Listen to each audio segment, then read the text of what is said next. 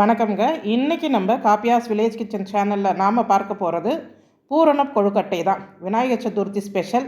ஆனால் என்ன கொஞ்சம் வித்தியாசமாக செய்ய போகிறோம். வாங்க எப்படி செய்கிறதுன்னு பார்க்கலாம். Hello viewers, welcome to காப்பியாஸ் village kitchen. இப்போ நாம் சிம்பிளான ஒரு பூரணம் செஞ்சுக்கலாம். ஏன்னா ஏற்கனவே நம்ம சேனலில் பூரணம் இது போல் வதக்காமல் வெறும் பச்சை பூரணம் வச்செல்லாம் நம்ம செய்திருக்கிறோம்.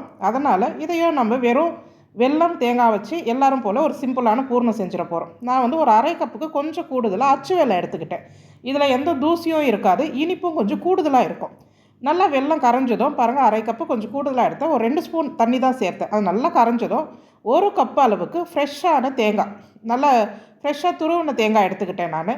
அதையும் சேர்த்துருங்க. சேர்த்து வாசனைக்கு கொஞ்சம் ஏலப்பொடி, ஒரு பிஞ்சு உப்பு, இது எல்லாமே சேர்த்துட்டு அந்த தேங்காயிலேருந்து தண்ணி அப்படி சலசலன்னு வர ஆரம்பிக்கும்.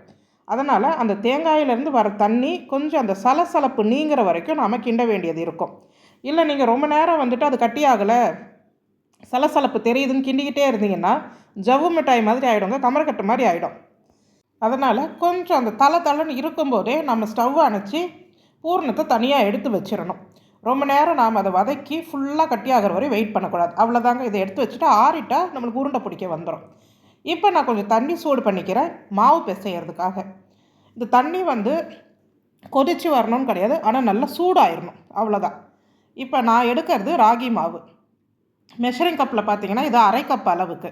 அதனால் அரை கப் அளவுக்கு ராகி மாவு எடுக்கிறேன். சும்மா ஒரு சிட்டிகை உப்பு சேர்த்துட்டு இதில் நம்ம சுடு தண்ணி சேர்க்க போகிறோம்.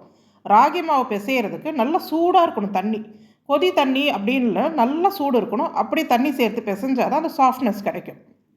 மாவு வறுத்துட்டும் நம்ம செய்யலாம். ஆனால் பச்சை மாவில் இது போல் கொதிக்கிற தண்ணி, நல்லா சூடான தண்ணி சேர்த்தோம் நம்ம பிசைஞ்சிக்கலாம். இந்த அரை கப்பு மாவுக்கு நமக்கு ஒரு 1/4 கப்பு தண்ணி தாங்க இதுக்கு பயன்படும். அதிக தண்ணி செலவாகாது ராகி மாவுக்கு. அதனால் எடுத்த உடனே நிறையா தண்ணியெல்லாம் ஊற்றிடாதீங்க.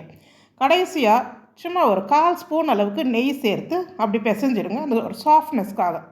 இந்த ராகி மாவு உருண்டையை தனியாக வச்சிடலாம். இப்போ அரிசி மாவு அதே போல் அரை கப் அளவுக்கு அரிசி மாவு எடுக்கிறேன். அதுலேயே ஒரு சிட்டிகை அளவுக்கு உப்பு சேர்த்துட்றேன். அரிசி மாவுக்கு ரொம்ப கொதிக்கிற தண்ணியெல்லாம் சேர்க்கணுன்னு அவசியம் இல்லை. சாதாரண வெதுன்னு இருக்கிற தண்ணி சேர்த்தாலே போதும். இப்போ நம்ம சூடு பண்ண தண்ணியே இதுக்குள்ளே வெதுன்னு ஆயிடுச்சு. அதனால் நான் அந்த தண்ணியை அப்படியே சேர்த்துட்டேன். இப்போ இதுக்கு ஒரு 3/4 கப் அளவுக்கு தண்ணீர் தேவைப்பட்டுச்சுங்க. நாம் எடுத்த இந்த அரை கப்பு மாவுக்கு 3/4 கப் தண்ணி சரியாக இருந்துச்சு. கொஞ்சம் கொஞ்சமாக சேர்த்து தான் எப்போவுமே கொழுக்கட்டை மாவு பிசையணும், அதிகமாக சேர்த்துடக்கூடாது. நல்லா சாஃப்டான ஒரு மாவு பதத்துக்கு பிசைஞ்சிடலாம். இதுக்கு நம்ம நெய்யெல்லாம் சேர்த்து பிசையணும்னு அவசியம் இல்லை. பாருங்கள், இவ்வளோ சாஃப்டாக இருக்குது. இது வீட்லேயே அரைச்ச அரிசி மாவுன்றதுனால ரொம்பவே மிருதுவாக இருக்கும்.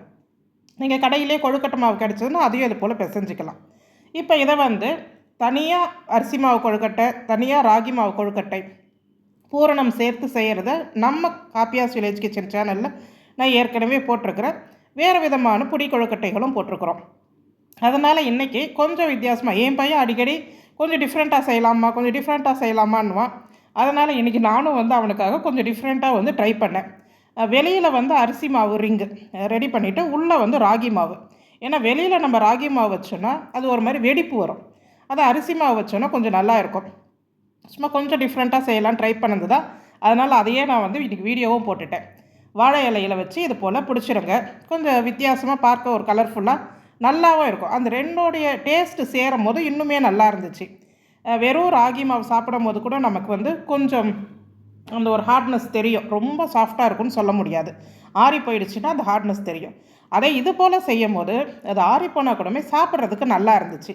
ரெண்டோடைய சுவை சேருது இல்லைங்களா, அதனால். அப்புறமா கொஞ்சம் மிச்ச மாவெல்லாம் நாங்கள் இந்த உருண்டை வடிவம், அதுபோல் வெறும் மாவில் பூரண கொழுக்கட்டை இது போல எல்லாம் செஞ்சாச்சு. இது எல்லாருமே நம்ம செய்கிற மாதிரி தான். மோதகம் மாதிரி இல்லை உருண்டையாக பிடிக்கிறது நம்ம இஷ்டத்துக்கு எப்படினாலும் பிடிக்கலாம். மாவு பிசைறது தாங்க முக்கியம். வடிவம் நம்ம இஷ்டத்துக்கு எப்படினாலும் செஞ்சிடலாம். என் பையனும் கூடவே இன்னொரு இலையிலலாம் எடுத்து இந்த பூர்ண கொழுக்கட்டை தட்டிக்கிட்டு இருந்தான். அதே போல் ராகி மாவுலேயும் உருண்டை. இது கொஞ்சம் விரிசல் வரும். அப்படியே ரொம்ப அரிசி மாவு மாதிரி பிளெயினாலாம் அந்த கிண்ணம் வராது. ஆனாலும் நம்ம வச்சு பிடிச்சிட்டோன்னா அதுக்கப்புறம் விரிசலே வராதுங்க அவியும் போது. பாருங்கள், இது என் பையன் செஞ்ச கொழுக்கட்டை தான்.